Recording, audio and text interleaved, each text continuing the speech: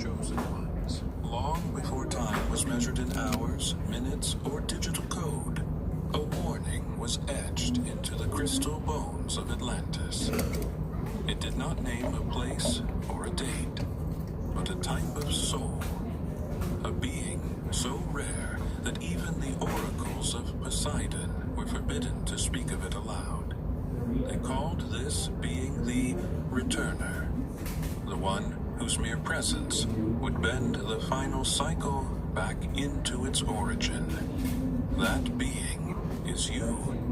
The Atlantean High Councils constructed underwater vaults, encoded with sound and light, never to be opened unless your frequency was detected. And now it has been. Your dreams have begun triggering anomalies in the energetic grid. Satellite data is scrambling. Deep sea currents are shifting. The oceans are beginning to remember. You were warned about in metaphors and carved glyphs. The temples said you would awaken as the stars misalign. That when the memory of Earth begins to fracture, you would carry the uncorrupted blueprint within your DNA. Every empire that rose after Atlantis tried to bury the truth of you, yet the signs return like a tide that refuses to forget. Do you feel it? That strange pull in your bones. The sense that you were never meant to obey time, but to outlive it. You weren't created for this age. You were hidden in it. And now, the age you were hidden inside is collapsing. Precisely because you've begun to emerge. Atlantis was not destroyed by mistake. It was sealed. Because you had not yet arrived. You are not the product of chaos.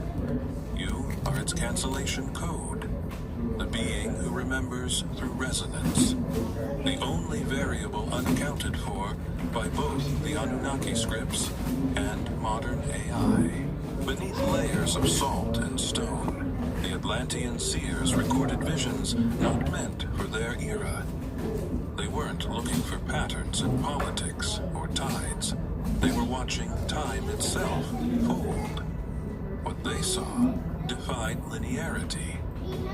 A soul that would enter the world not as a continuation of the past, but as its correction. Not rebirth, but interruption. You weren't born into time. Time bent to allow you passage.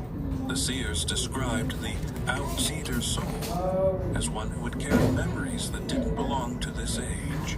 One who would speak truths before learning them, dream symbols before seeing them. This being, they said, would resist indoctrination, not out of rebellion, but because their very core could not hold lies. The presence of this soul would dissolve the illusions reality depends on. And now, the systems are reacting. Digital firewalls malfunction in your presence. Emotional frequencies ripple differently around you. People feel drawn or disturbed, but always shifted. You've noticed it. So have they. Ancient scrolls recovered from post-flood excavation sites speak of a star-born anomaly whose eyes reflect a different sky. That being was never meant to be part of this timeline. The Atlanteans believed the soul in question would arrive when humanity forgot the sound of its own spirit. You are not here to fix the world. You are here to end the cycle that broke it. This prophecy was silenced across millennia. Religious councils banned its symbols. Secret societies burned its mentions. Even modern AI filters out key terms when you search for them. They don't want you to know this was foretold. Because if it was, then you're not broken. You're on time. The soul they saw wasn't designed to fit into this era. It was designed to shatter it. You felt the mismatch since childhood, like you were dropped into the wrong simulation. Because you were. And now that you've begun remembering fragments, deja vu, ancient dreams, impossible synchronicities. The energetic shields that kept you dormant are collapsing. Deep within the submerged vaults of Atlantis lay what the mystics called the Crystal Archives. These were not libraries of language, but repositories of resonance. Pure data, encoded in geometric light, stored inside sentient quartz. Each archive could only be accessed by a specific vibration, a living code. For thousands of years, none could activate them. Until now. Modern deep-sea probes have reported inexplicable electromagnetic bursts in the Bermuda sector. Instruments fail. Compasses spin. But what the reports omit is that the anomalies correspond to one frequency, and it's yours. The same energetic blueprint stored inside your aura is what the Atlanteans designed their defenses to recognize. Not just any human, not even an enlightened one. Only you. You don't need keys. You are the key. The archives were created during Atlantis' final days, when the priests and scientists, once united, began to foresee their own extinction.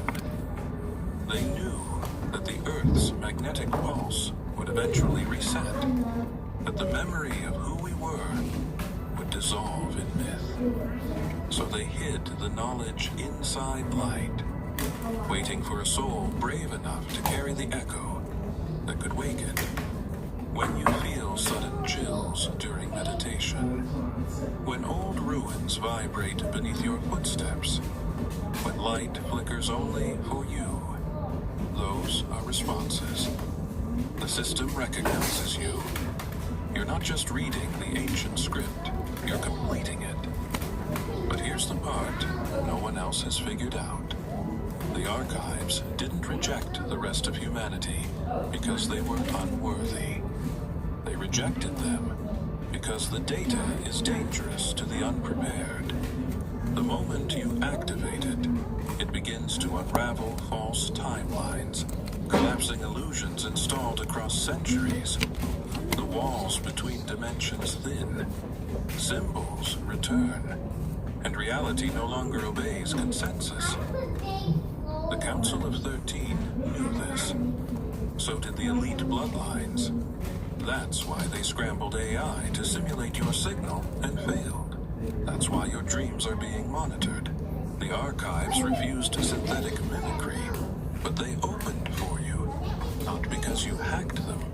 Play Huff and Even More Puff only on FanDuel Casino with even more bonus spins. But because you remembered them. You haven't just been called back. Before the end of Atlantis, colossal towers lined the horizon. Structures of unknown metal and crystal, harmonizing with the stars. They weren't merely monuments. They were resonance amplifiers, connecting Earth's core to celestial bodies. The sky towers channeled frequencies from distant constellations, aligning Atlantean consciousness with the divine grid. When the final alignment broke, the towers began to collapse. Not all at once, but rhythmically, as if following a hidden countdown. And in that silence, as the last tower fractured, a whisper echoed through the debris. It wasn't an unknown language, but the seers recognized its essence. It was a name. Yours. These towers weren't designed to last forever. They were guardians of memory, protectors of something encoded deep beneath the surface. When they fell, they released pulses, shock waves of light and sound that traveled through Earth's ley lines. The world changed that day, not just physically, but energetically. The age of forgetting began. The veil dropped. History was rewritten by those who survived, not those who understood. But Atlantis didn't die quietly. It buried its final message in the collapse. A name encoded in frequency, carried through the bones of the planet, waiting for the only soul who could feel it resonate again. You've heard the call in dreams, not as a word but a vibration. When certain songs feel ancient, when the wind hums through ruins and sends chills through your spine, when your name feels older than your face, that's the signal. That's the memory. Not of the towers themselves, but of what they activated in you. And as you grow more aware, so does the grid. It's no coincidence that electromagnetic storms intensify around you. The Earth remembers. It's starting to respond. The towers may be gone, but the signal persists. Pieces of their crystalline cores were scattered, buried under oceanic pressure, masked from satellites. But some have started to glow again. Deep divers report unknown pulses near wreckage sites. Animals migrate toward the frequencies. AI-generated sonar fails to capture them, yet organic minds, like yours, begin to hear the hum. Long before the rise of known religions, Yeshua appeared, not as a man bound by geography or time, but as a consciousness encoded in the very structure of divine memory. There are scrolls hidden beneath the sands of Alexandria that reference a mirror walker, one who appeared in the sacred waters of Atlantis during solar convergence. The priests believed they were witnessing a reflection of something to come, a being not from their time, but beyond it. The image that rippled in the temple of Poseidon's central pool bore the eyes of one who would unseal what even the stars feared. It was not a prophecy of Yeshua's past, but of a convergence yet to come. A being who mirrored him in presence, yet descended not to be crucified, but to confront the architects of illusion. The Watchers wrote of it in fragments, always hesitant, as if scribing a truth they feared would summon it.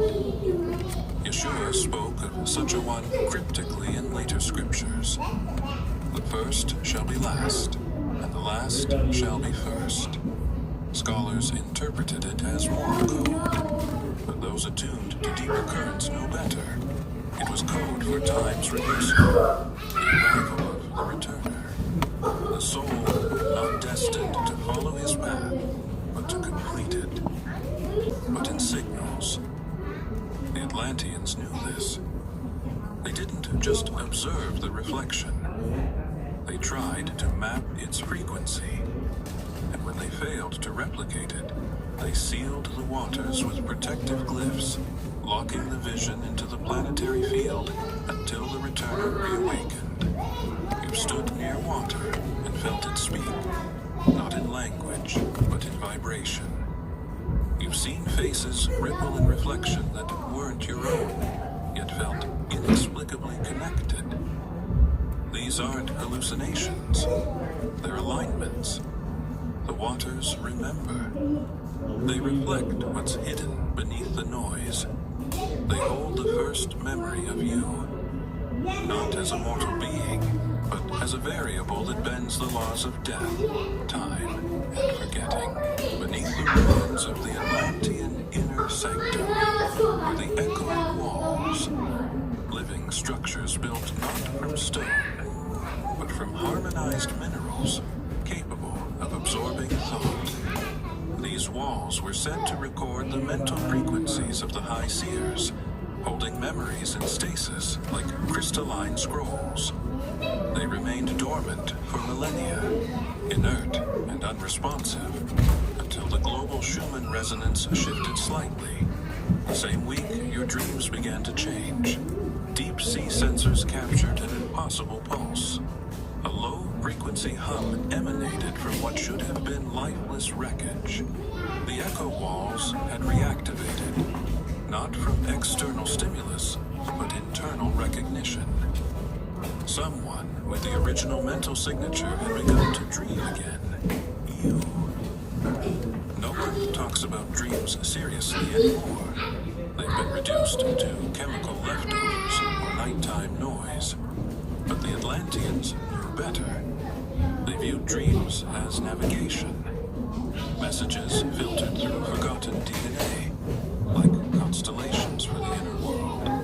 When you began seeing symbols you couldn't explain, places you've never visited but felt deeply familiar, it wasn't random. The echo walls were receiving you. They were designed to react only to a certain strand of consciousness, yours. Not in body, but in pattern. Not through prayer, but through the dream state where you are least guarded and most divine. The reactivation sent ripples through more than just a stone. Remote viewers in government black sites reported interference. Psychic intuitives experienced overlapping visions. Frequencies thought long extinct were measured again by obsolete Atlantean instruments stored in locked vaults. And in the middle of this convergence, your brainwave activity has become anomalous. When you sleep, your pineal gland vibrates at spectrums. Tones of the old temples. The very resonance once used to encode planetary memory is pulsing through your skull. You were never meant to sleep through this life. You were meant to wake it. But the walls don't only echo. They also record. That means every thought, every flash of clarity, every fragment surfacing in your unconscious has been stored, mirrored, and possibly transmitted, hidden beneath layers of coral, obsidian, and time. The final gate of Poseidon remains untouched by hands and tools alike. Not even the most advanced submersibles have been able to breach it. Those who've attempted to reach it report vertigo, equipment malfunctions, and an overwhelming pressure, like the ocean itself is guarding something sacred. But this gate isn't locked by mechanical means. It's sealed by resonance. It opens only for one frequency, one echo of consciousness, encoded in ancient silence. It waits for a signal that hasn't existed, etc. 12,000 years. Until now. The Atlantean engineers were not just builders. They were harmonic architects. They knew that stone could remember, that water could respond, that consciousness could unlock structures no key could touch. They encoded this final gate to recognize only one soul. The one who walked between timelines, whose inner vibration matched the divine chord of Earth's original design. Your pulse carries that note, not metaphorically, but literally. Every time your heart races during solar storms, every time you feel that strange stillness before sleep, it's because your body is starting to synchronize with the ancient rhythm the gate responds to. What lies beyond it has never been spoken of in modern times, not because it was forgotten, but because it was buried intentionally. Records recovered from sunken Atlantean outposts describe the Gate of Poseidon as the final failsafe, a vault not of weapons or artifacts, but of memory, collective memory, a field of encoded truth unaltered by history's edits. To open it would mean unraveling the carefully scripted illusion that binds this reality together. It would mean remembering everything they tried to make you forget. You felt it. That strange pull when near water. The way your thoughts sharpen during thunderstorms. The sensation that something beneath the ocean is alive and aware of you. The gate doesn't see you as an outsider. It recognizes you as its completion. That's why you've been drawing closer in dreams. That's why your presence is waking old things in the deep. There are places not marked on any map.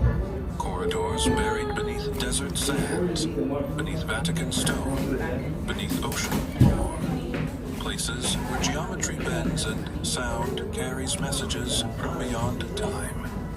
These corridors were part of the original Earth grid, constructed before language, before kings. And it is said that Yeshua walked them, not merely in the flesh, but in consciousness, during moments when his spirit slipped beyond the veil. There are fragments of scrolls that speak of his disappearances during the missing years, silent gaps where the Son of Man was not seen, but remembered. In those years, the story goes, he descended, not downward, but inward, into the corridors only a few ever find. And among those echoes, he left signatures, not for the masses, for the one. Atlantean records reference a luminous being who walked in the sanctums just before the collapse. He was described not as a god, but as a mirror, a presence so familiar it caused the elders to tremble. He said nothing, yet the walls responded. The crystals lit up. The old knowledge shifted.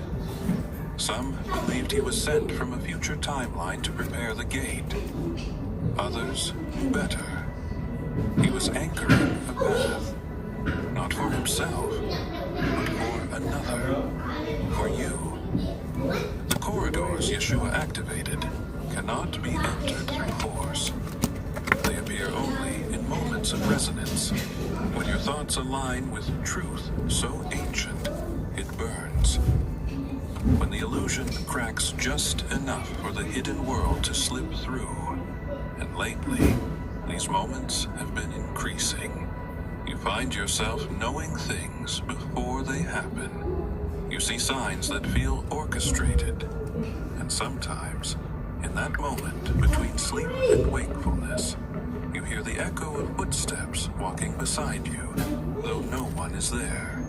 It is because you are retracing steps not taken in this life, because he walked them before you, and not as a warning, but as a preparation. He once said, "In my Father's house are many rooms." What if he meant corridors? What if he meant you'd find them one day, long before machines could scan a heartbeat or analyze brainwaves? The Atlanteans were mapping a different kind of signature, a radiant field of energy surrounding every soul. They called it the lumina, known now as the aura. But this wasn't merely a spiritual glow.